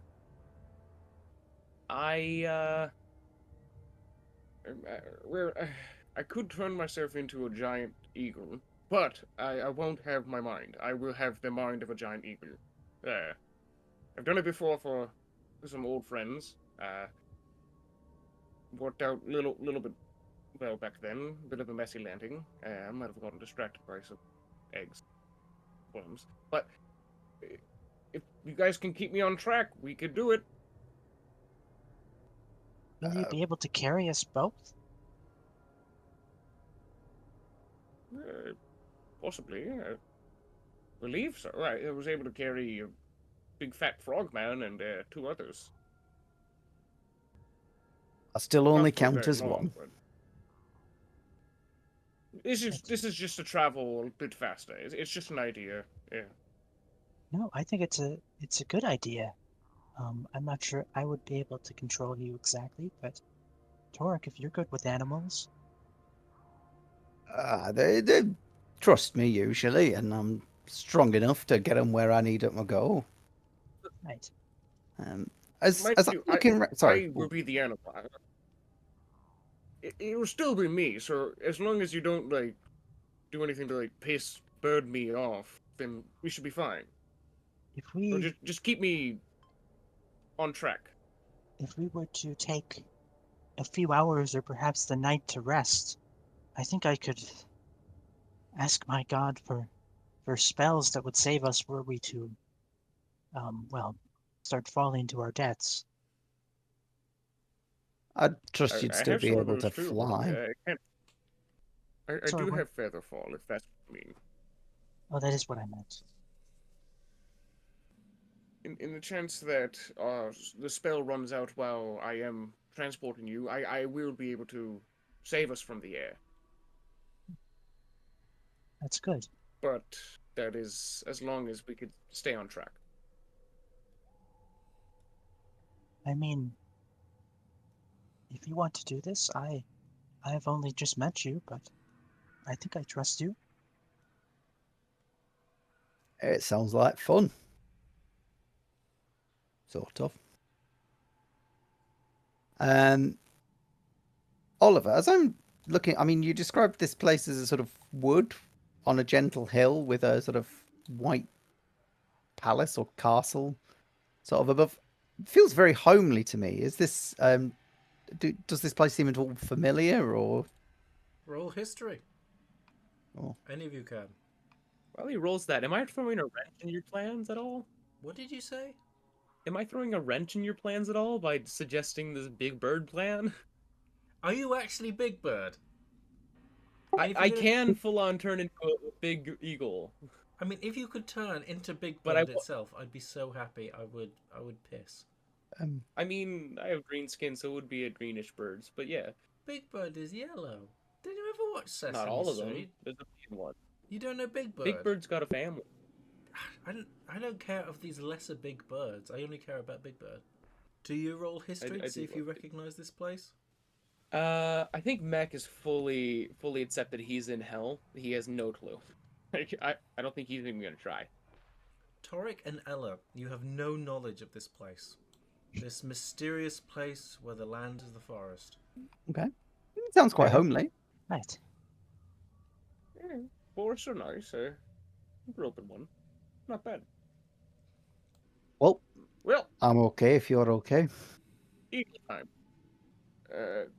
Let's do it. You see, he pulls out a little like recorder, piccolo, small little like wooden flute, and starts playing like this little chime that kind of sounds like a bird call of some kind. Let me just double check here. Giant eagle CR. I take it your plan here is to polymorph yourself, is it? Yep. I'm going to polymorph as a giant eagle. I have I the see. challenge rating of 1, which is below my 8 levels, so I can. And I turn myself into a giant eagle. You guys just see like a large, kind of, almost like olive green that goes to like a brown, feathery eagle with like a distinctly yellowy green beak. Hmm. Okay. I will immediately try to sort of approach this giant eagle and essentially convince it to be calm. Just sort of reach out for its beak and for the time being, just sort of settle it slightly. It bows its head a little bit. Yeah, I don't think, Oliver, how would you rule it? Because I do have the mind of the eagle as well. Like, this is not wild shape where I get to keep my own mental stats and all that stuff. Do you have the mind of an eagle and the Well, I am. muscles of men? Ah! Oh my god. It's still got your personality. Yes, I do. Does it play the yeah. piccolillo? Does the piccolillo increase in size and you've got it between your beak? Yeah. He's got like the piccolo. Actually, it's something I just thought of right now that feels cool. As he forms and changes, the song comes from the beak, and the piccolo itself kind of forms into the beak itself. It's hard wood. That's cool. You turn into a giant eagle. I guess Ella and Toric. Do you ride the eagle? So yeah, once I've sort of taken a moment to calm it and check that this thing is still sort of chill and sentient, I'd probably sort of like gesture for Ella to get up on its back whilst I'm still holding the front. Just in case it goes wrong. Oh. I feel like start with the little one, you know? Yeah. Mek, please don't throw me off while we're riding you. I think Ella would, try and like gently try and climb on this eagle. Try not to like hurt it or like disturb it at all. And just try and like situate herself so she's hanging on tight. You're on. In which case, if she's odd and all is calm, I will basically wander out and try and like mount the eagle in a position that I can take wrangling action if wrangling I have a action is name. required.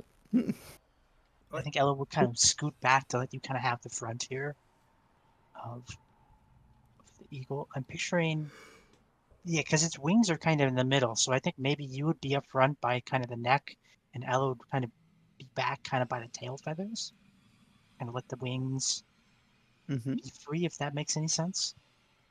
Yeah, I get that. Okay. So how do we get it to, go? Well, I've never done Right, this before, but I suppose I could. Eagle, could you I fly to the castle?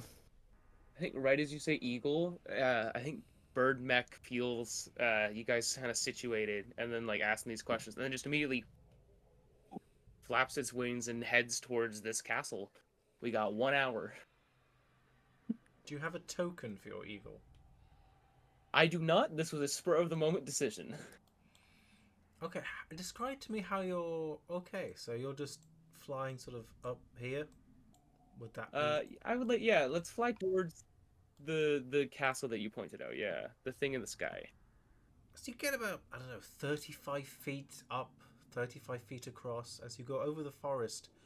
From the forest below you, you see three beasts begin to ascend. Have we all seen the classic James and the Giant Peach? Yes. Yeah. Not for some time, but yeah. You know when the rhinoceros sort of climbs out of the cloud and it's sort of just storming through the clouds and the clouds are following behind it? Yeah, I do remember that bit. That might be why I've not watched it in a long time. They're very Oh, frightening. look this up. You see a panther, a lion, and a she-wolf just leap from the forest and just sort of climbing and just sort of the air being their ground. All three of them circle you and head straight towards you, Big Bird.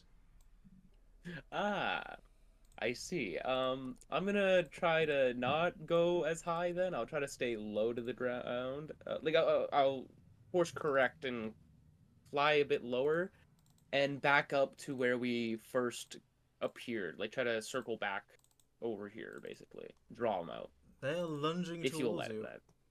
So you're just Oh, I do you see. just literally just want to turn right back? Kinda, yeah. I think Bird Mech's like, oh shit, and then kind of like tries to 180. As they hurtle towards you and you just immediately try to 180, you fly back. You see all three of them just sort of stare down at you as they return to the forest below. Oh. I think Bird Mech just does like circles in this area and lets you guys kind of think it out for a second. As you do that, you hear a voice. You Okay, can't go not up. enemy. You have to go down to go up. As your friend Timon appears, riding on a boat that's sailing on the ground towards you. Of course it is. It's Nick, what do you want?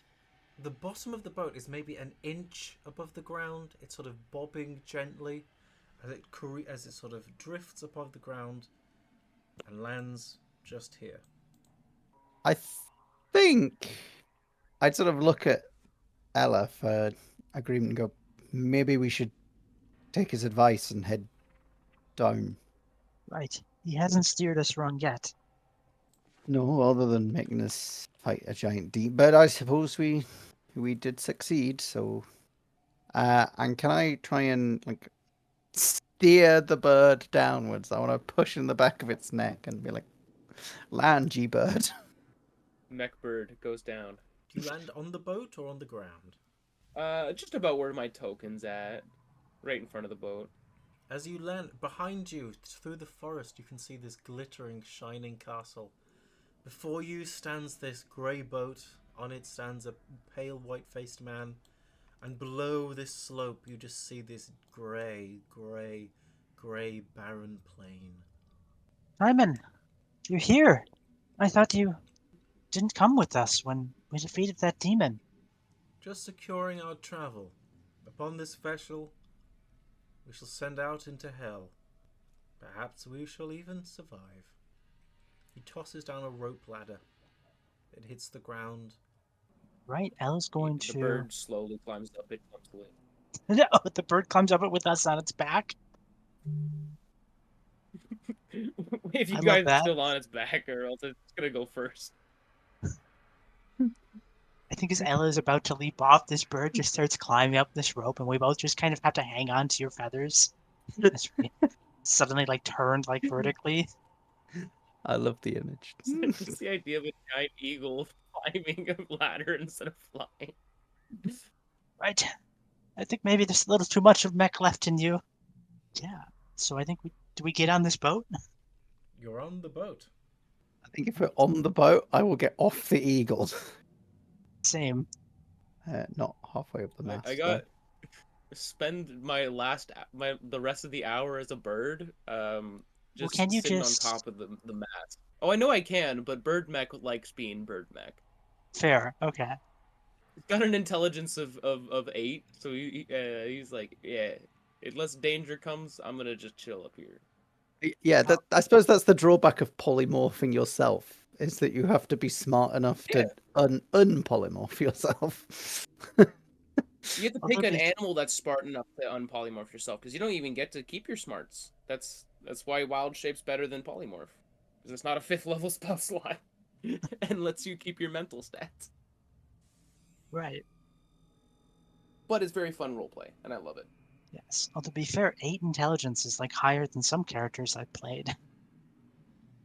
Surprisingly high It's for true. an animal. It's higher than my wisdom. Oh, this eagle's way more wise than you. What's an eagle's wisdom? It's got a 14 plus 2.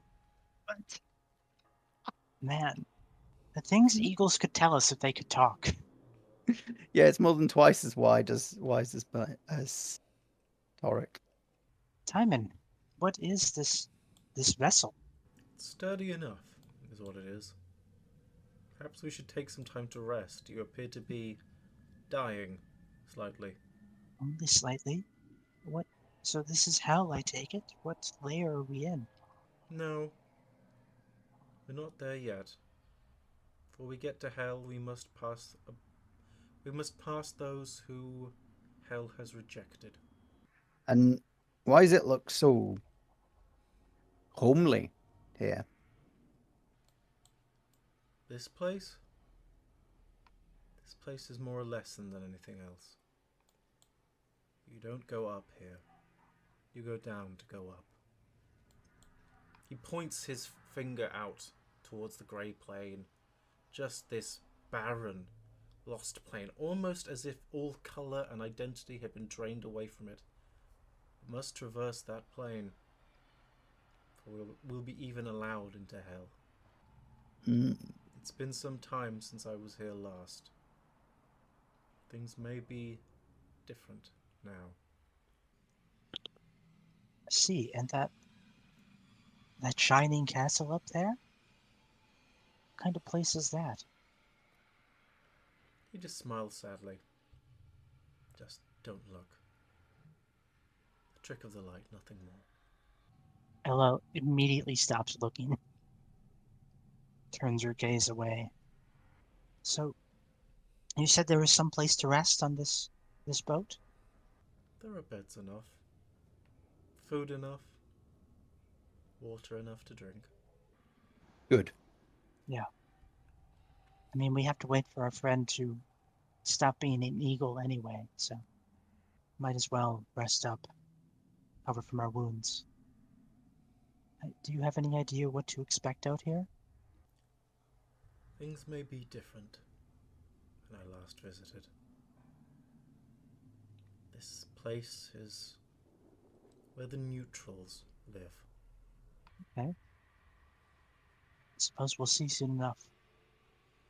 Well, I've learnt on campaign long enough that when the opportunity to replenish fluids and have a rest is there, you should take it.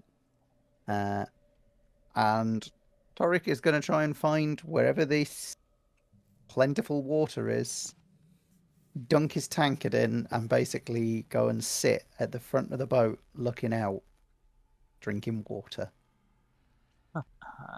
Yeah, I think Ella would just find some quiet, peaceful corner to just kind of kneel and and pray in for a while. And Mek is a bird. Yeah, I think Toric just feels a feathery hand on his shoulder as he just watches out on this neutral landscape is. I'm sorry, do eagles have hands? Feathery wing. I was picturing a very strange eagle for a minute there. Perhaps you, like, half in eagle, half turning back into Mek? Muscle eagle, man. Muscle eagle. Eagle with abs. Yeah, I'll sit there. Slightly confused at this eagle's friendliness, but then I'm like, oh, it's just an eagle, isn't it? This guy's got no idea who he is. So I'll just sit there with me tankard, drinking water. I might find a drink for the eagle as well, because that seems like what you should do when you have an animal, is water it. And yeah, are we sailing across this plain long enough for any kind of rest? Call it an hour. Okay. Get like a After short that rest hour in. passes, it's just Mek pops out from bird form beside Toric. Ah, that was fun. How much did you know what was happening? Oh, But like, I remember and seeing it all. I just can't really communicate. I should have It asked you feels before. like Yeah, it feels like you're in a like a sensory deprivation tick, but there's like different feeling. It's less sensory deprivation and more your senses have been shifted and heightened. I don't know. I feel dumber, definitely. Way more stupid, but definitely more like a wise big, and like a big bird. like you can see a lot, but you don't know what it means. I personally like to use it as a self-reflection time. Personally, I've always had the other problem. I sometimes cannot see what's happening, but not, you know, that don't mean I don't understand what's happening. You know? Yeah, sort of. But you're a bird. Hey, if you ever want to, yeah, if you ever want to try being a bird, hit me up. I'll let you know. No. Suit yourself. If you change your mind, it's always there. And just want to let everybody know if we did get the full hour for short rest. Bird Mek would have done some songs before having this conversation, and you guys do get Song of Rest. It's bird song. Bird song of rest. And just double checking.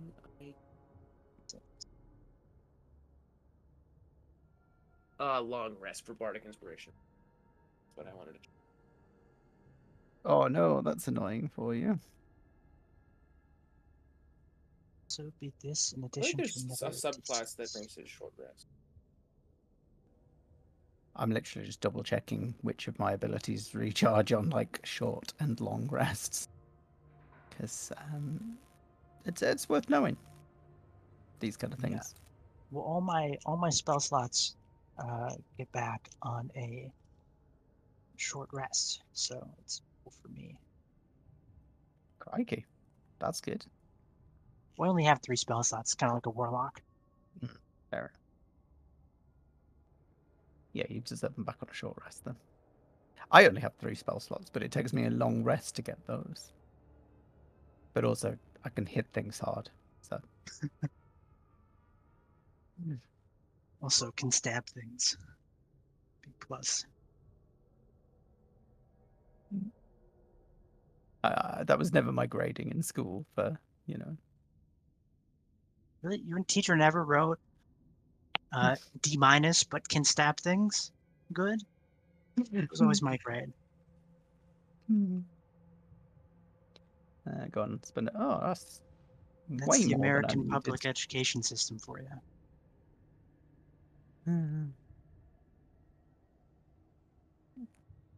Right. Well, I'm all I do rested get up. my inspiration back. I Rick- knew I didn't make it up. Dude, Ah, Nice. it's like a Bard Plus ability.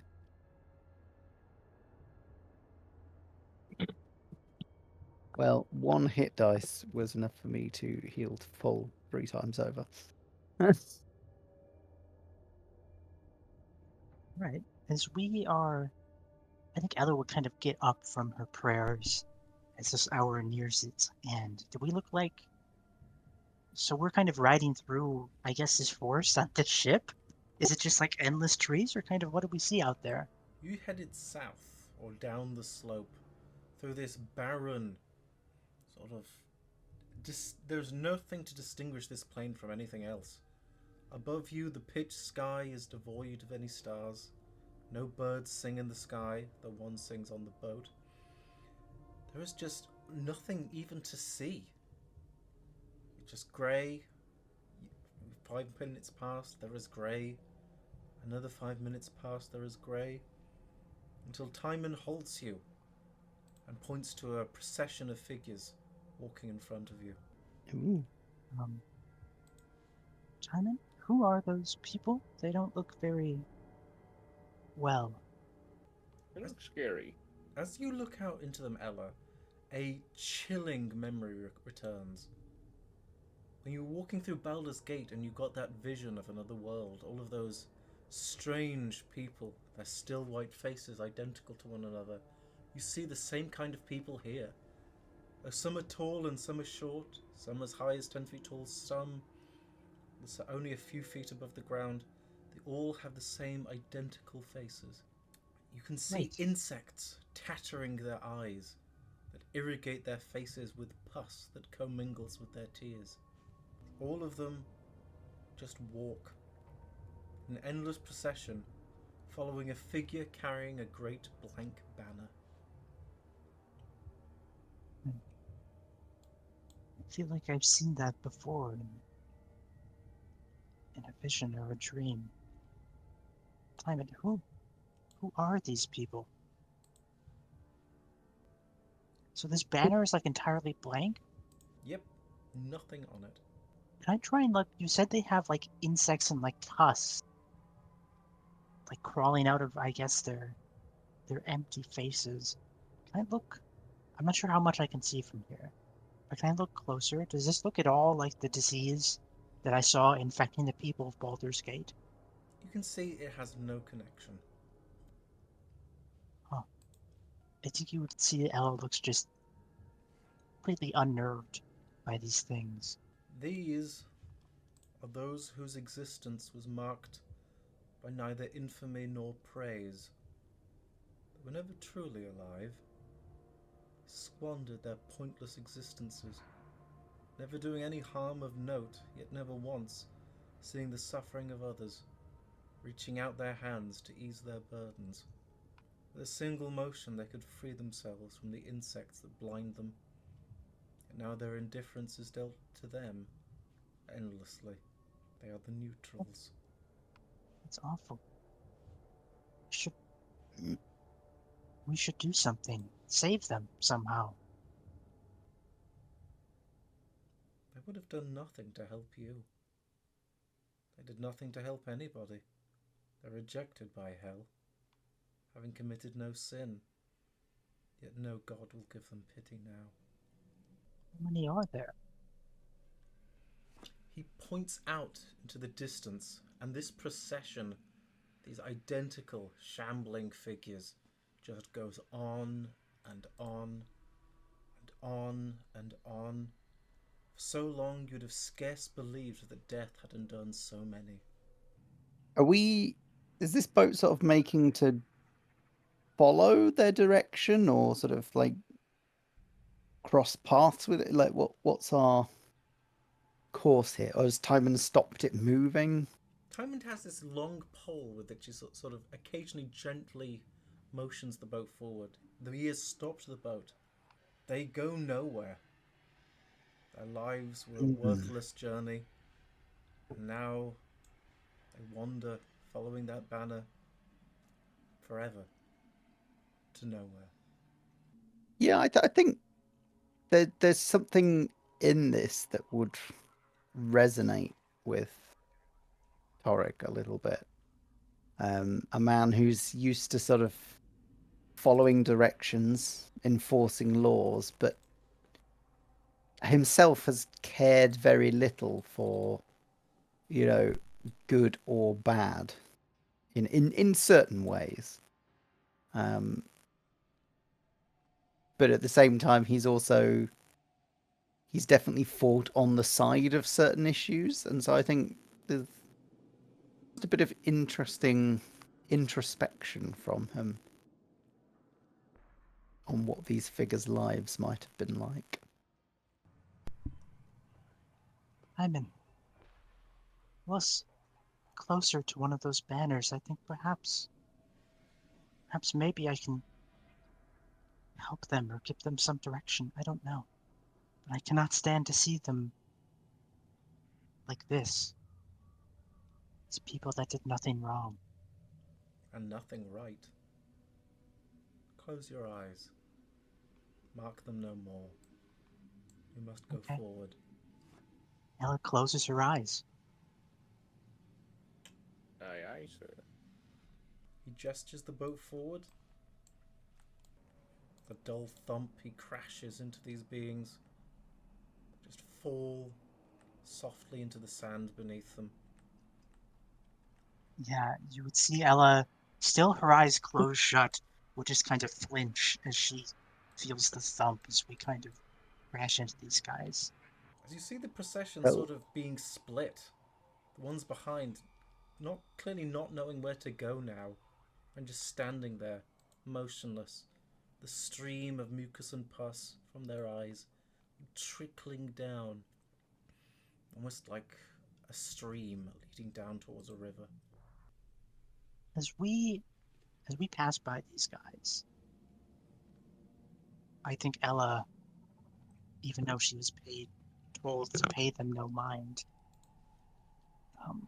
still for maybe not the first time, but just a small mark of slight rebellion here. Can she drop her holy symbol, the symbol of Ilmater, into the water as we pass by? As you do, it sinks. These beings pay you no mind. The ones behind standing motionless, the ones before you slowly drifting off into the distance. Looks as if this ground is slightly level, as if feet have worn down where they're walking. It's nice you want to help, but I'm not sure if they would even want it if you could. They seem quite blank, don't they? Tell me, Timon, will they find some other path in time? The ones you've split off? How far does that train go? How many are there? He just points out into the distance, goes on and on, on and on, as far as the horizon. These wretches are despised by gods and devils alike, unworthy of pity or blame, envious of all fates. Pay them no mind. I just shrug and Right. turn back to see where the boat's going. Kind of killer line. I just write it down in my note. Okay then. So,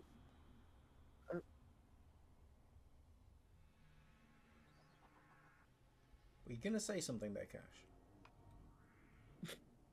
sorry, I keep having my mic's just putting me in a weird confident state today with the half-second delay. But I think after we pass that, do you by any chance know of any other creatures we might need to be aware of? Those beasts flying out. I was quite scared of them in bird form. Things are mostly the same as when last I was here. The ground is sloped where once it was perfectly smooth. Things are changing slightly. As far as I know, just the nameless, just the mass.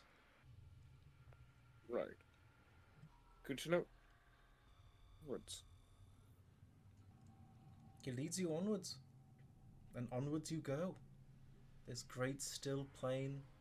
Occasionally, just a line of these faceless beings shambling forwards, doers of nothing, doing nothing, except slowly eroding the ground beneath them.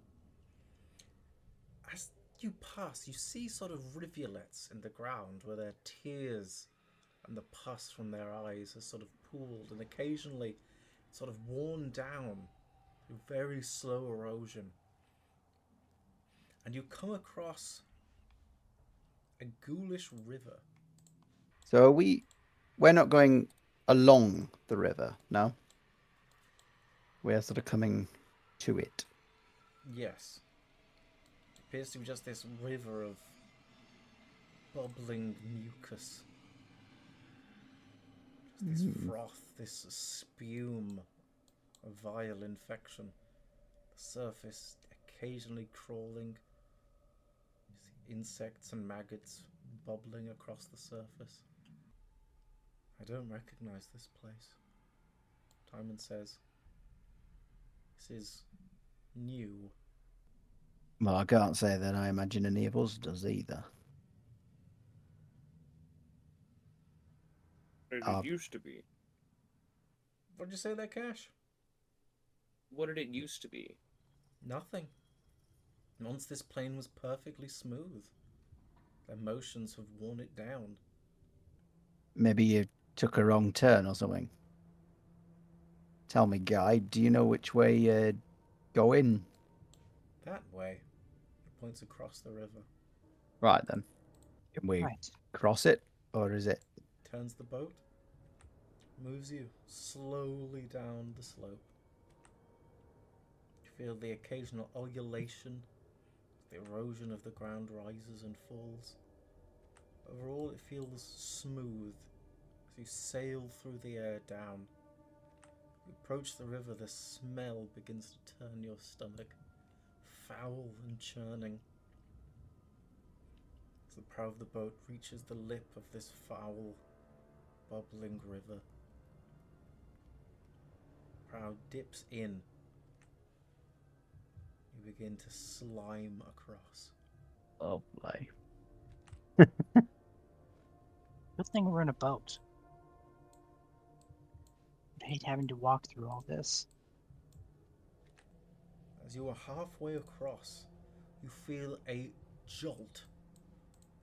As from beneath you, as if to devour, a hideous, strange beast begins to wind its long body around the boat.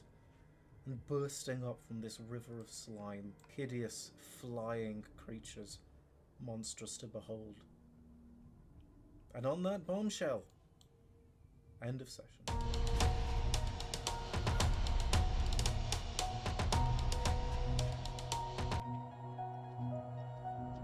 Thank you so much for watching Chains of Asmodeus here on the Dicebound channel. This is your editor, Cashton McLeod, and player of Mek Gong, here to give a thanks to the other players, Dan, who plays Toric, and Ryan, who plays Ella, and our wonderful, wonderful Dungeon Master, Oliver. Thank you so much for watching, and we hope to see you back here again.